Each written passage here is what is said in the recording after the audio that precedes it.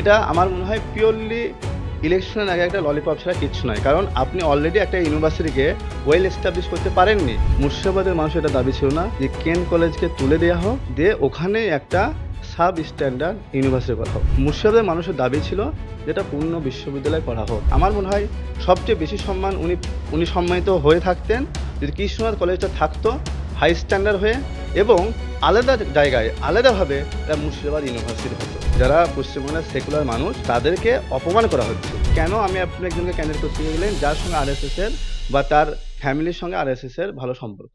সরকারি হস্তক্ষেপে আমাদের ফেসবুক পেজটি বন্ধ করে দেওয়া হয়েছে। আমাদের সমস্ত খবরাখবর ইউটিউব চ্যানেলে প্রকাশিত হচ্ছে। তাই আপনাদের সকলের কাছে অনুরোধ, আমাদের জিআই এর ইউটিউব চ্যানেল আপনারা সাবস্ক্রাইব করুন এবং আপনাদের আত্মীয় স্বজন বন্ধু বান্ধব সকলকে বলুন আমাদের ইউটিউব চ্যানেলটি সাবস্ক্রাইব করতে। এবং পাশাপাশি বলবো, যারা আমাদেরকে ভালোবাসেন আমাদের খবরগুলো আরো বেশি মানুষের কাছে পৌঁছে দেওয়ার জন্য আমাদেরকে আর্থিকভাবে আপনারা সহযোগিতা করুন। স্ক্রিনে যে কিউআর কোড দেওয়া আছে সেখানে স্ক্যান করে আপনারা আপনাদের যতটুকু সাধ্য যে যা পারবেন আর্থিকভাবে সহযোগিতা করে আমাদের পাশে দাঁড়ান। মুর্শিদাবাদে দুটো ইউনিভার্সিটি, একটা ইউনিভার্সিটি আগেই হয়েছিল মুর্শিদাবাদ ইউনিভার্সিটি, সেটার নাম পরিবর্তন করে মহারাজা কৃষ্ণনাথ ইউনিভার্সিটি করা হয়েছে। এইটা নিয়ে কি বলবেন? প্রথমে আমি বলে নিই, আমি যেহেতু কৃষ্ণনাথ কলেজের স্টুডেন্ট, 2006 আমি অ্যাডমিশন হই, 2009 পাস আউট। কৃষ্ণনাথ কলেজ ছিল মুর্শিদাবাদ জেলার একটা আবেগ। আমার আব্বা বলেছিল যে কেন কলেজে তোমাকে পড়তে হবে। আমি কেন কলেজে ভর্তি হই এবং আমি আলহামদুলিল্লাহ ভালো রেজাল্ট করেছিলাম। তো এখানে প্রশ্ন হচ্ছে, কৃষ্ণনাথ কলেজ একটা বড় হাই স্ট্যান্ডার্ড কলেজ ছিল এবং সেই কলেজে ভারতের নয় বিশ্বের বহু ভালো ভালো জায়গায় সেখানে অ্যালামনি আছে। তো এখানে মুর্শিদাবাদের মানুষের দাবি ছিল যেটা পূর্ণ বিশ্ববিদ্যালয় করা হোক। মুর্শিদাবাদের মানুষের এটা দাবি ছিল না যে কেন কলেজকে তুলে দেওয়া হোক, দিয়ে ওখানে একটা সাব স্ট্যান্ডার্ড ইউনিভার্সিটি করা হোক। এখানে যেটা হয়েছে যে একটা স্বপ্নের কলেজকে শেষ করা হয়েছে এবং তার জায়গায় একটা খুবই সাব স্ট্যান্ডার্ড একটা ইউনিভার্সিটি করা হয়েছে। কেন বলছি? কারণ নতুন ইউনিভার্সিটির বিল পাস হয় 2018 সালে। তারপরে 2024 ডিসেম্বর মাসে প্রথম ভাইস চ্যান্সেলর দেওয়া হয় প্রফেসর জানে আলমকে।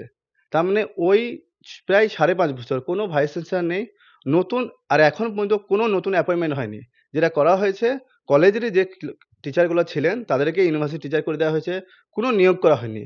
আর কোনো ফান্ডও দেওয়া হয়েছে বলে মেজর ফান্ড যে বিল্ডিং এক্সটেনশন বা কিছু করা হয়েছে বলে আমার জানা নেই। আরেকটা কথা যে এই যে নামে তো কিছু এসে যায় না। আমাদের উচিত ছিল যে অনেকে বলতে চাইছে না মুর্শিদাবাদ ইউনিভার্সিটির সঙ্গে কৃষ্ণনাথ নাম ইন্ট্রোডিউস করলে তাকে সম্মান দেওয়া হবে। আমার মনে হয় সবচেয়ে বেশি সম্মান উনি সম্মানিত হয়ে থাকতেন যদি কৃষ্ণনাথ কলেজটা থাকতো হাই স্ট্যান্ডার্ড হয়ে এবং আলাদা জায়গায় আলাদাভাবে একটা মুর্শিদাবাদ ইউনিভার্সিটি হতো। আর এখানে এই প্রসঙ্গে আরেকটা কথা বলে রাখি যে আরেকটা, এটা আমি মনে করি যে হাজারদুয়ারি ইউনিভার্সিটিটাও একটা ওয়ান শট অফ চকলেট ধরে দেওয়া হয়েছে। ঠিক যেমন 2018 সালের পর থেকে ইউনিভার্সিটি হওয়ার পরে মুর্শিদাবাদ ইউনিভার্সিটির কোনো ডেভেলপমেন্ট হয়নি। এটাও কি হবে সেটা নিয়ে আশঙ্কায় রয়েছি। মানে এটা একটা ললিপপ বলছেন? এটা আমার মনে হয় পিওরলি ইলেকশনের আগে একটা ললিপপ ছাড়া কিচ্ছু নয়। কারণ আপনি অলরেডি একটা ইউনিভার্সিটিকে ওয়েল এস্টাবলিশ করতে পারেননি। সেখানে আরেকটা ইউনিভার্সিটি এমন একটা লোকেশনে, যে লোকেশন থেকে আগের ইউনিভার্সিটির ডিসট্যান্স হচ্ছে 20 কিলোমিটার। জিওগ্রাফিক্যাল স্ট্রাকচার অনুযায়ী হওয়া উচিত ছিল দুটো দুই প্রান্তে। কিন্তু হয়েছে কি পাশাপাশি হয়ে গেছে। তো এটাও ঠিক হয়নি। আমরা সম্প্রতি দেখলাম যে তৃণমূল কংগ্রেস রাজ্যসভায় 4 জনকে মনোনীত করেছেন। সেই 4 জনের মধ্যে সংখ্যালঘু একজনও মুখ নেই। অথচ এই 4 জনের মধ্যে একজন আগে যারা ছিল তার মধ্যে একজন মুসলিম মুখ ছিল, মৌসুম নূর।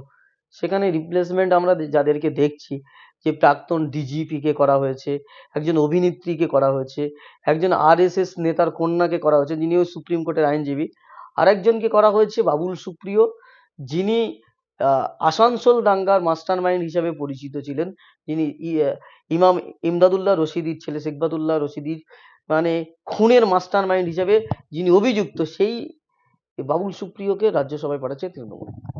প্রথম কথা, এটা খুবই দুঃখের বিষয় যে আপনি নিজেকে সেকুলার মুখ্যমন্ত্রী বলে দাবি করেন, কিন্তু এখানে উচিত ছিল অন্তর্পক্ষে একজন মুসলিম প্রতিনিধি, একজন শিডিউল কাস্ট শিডিউল ট্রাইব প্রতিনিধি, একজন ওবিসি প্রতিনিধি থাকা উচিত ছিল। কিন্তু আমরা দেখলাম কি উনি নাম দিয়েছেন একজন সুপ্রিম কোর্টের লয়ার এবং ওনার বাড়ি সাউথ। এবং ওনার পরিচয়টা আমি ভালো করে দিয়ে দিই। ওনার ফাদারের নাম হচ্ছে মোহন গুরুস্বামী। তো উনি ছিলেন আরএসএস এর স্ট্র্যাটেজিস্ট, বিজেপির স্ট্র্যাটেজিস্ট এবং উনি কিন্তু আরএসএস এর বহু কেস লড়েছেন। আর সবচেয়ে বড় কথা যে আজকে আমরা সবাই জানি রাজ্যসভার এমপি নির্বাচিত হয় এমএলএদের ভোটে। তো আজকে যে পশ্চিমবাংলার যারা ইসলামকে ফলো করা মুসলিম যারা তাদের ভোটে তো এমএলএ হয়। সেই এমএলএরা এমন একজনকে ভোট দেবে যে যিনি বিশ্বাস করেন সমকামিতাতে। সমকামী এটা ওনার পার্সোনাল ম্যাটার, তাতে আমি যাচ্ছি না। কিন্তু আপনি যাদেরকে ভোট দিতে বাধ্য করবেন তারা কি ইসলামিক যে মিনিমাম রুল, সেই রুলকে তো আপনি অসম্মান করছেন। তাই তেমন একজনকে ক্যান্ডিডেট করার কি যুক্তি? নাম্বার 1। আর নাম্বার 2, কেন আপনি একজনকে ক্যান্ডিডেট করতে গেলেন যার সঙ্গে আরএসএস এর বা তার ফ্যামিলির সঙ্গে আরএসএস এর ভালো সম্পর্ক? এটা ১ম কথা। দ্বিতীয় কথা হচ্ছে আপনি যেটা বাবুল সুপ্রিয়কে নিয়ে বললেন, ১ম কথা হচ্ছে আপনাদের নিশ্চয়ই মনে আছে যে যখন ইমাম রশিদের ছেলে সিকবাতুল্লাহকে হত্যা করা হয় এবং এই হত্যার মাস্টারমাইন্ড ছিল বাবুল সুপ্রিয়। সেই ইমাম রশিদি সাহেব শেষ মুহূর্তে মৃত্যুর জানাজার সময় তিনি কিন্তু সম্প্রীতির বার্তা দিয়েছিলেন। কিন্তু আপনি মুখ্যমন্ত্রী, আপনি তাকে কি বার্তা দিলেন? সেই ইমাম রশিদিকে আপনি কি বার্তা দিতে চাইছেন? যে না, যে দাঙ্গা করে তোমার ছেলেকে মারবে তাকে আমি মন্ত্রী করব, আমি রাজ্যসভায় পাঠাবো। পুরস্কার দিচ্ছেন। তো তার মানে কি?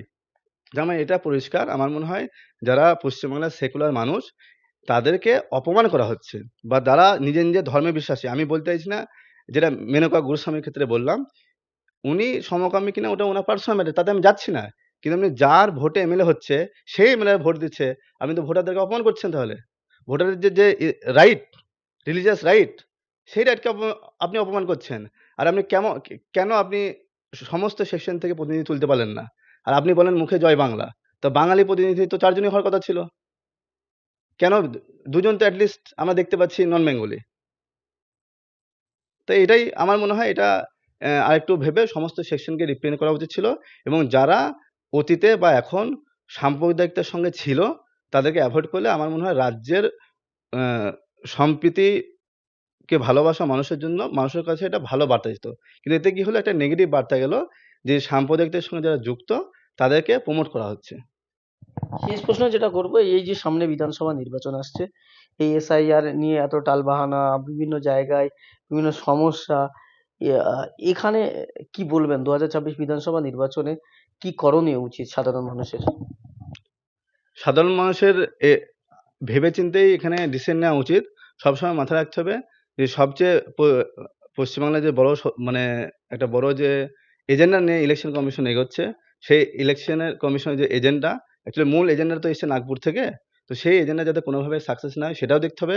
প্লাস ব্যাকওয়ার্ড ক্লাস থেকে যাতে লিডারশিপ তৈরি হয় সেটাও দেখতে হবে। যাতে ভয়েস থাকে, অল্টারনেটিভ ভয়েসও থাকুক, প্লাস বিজেপি স্টপ হোক, এই দুটোই দেখতে হবে।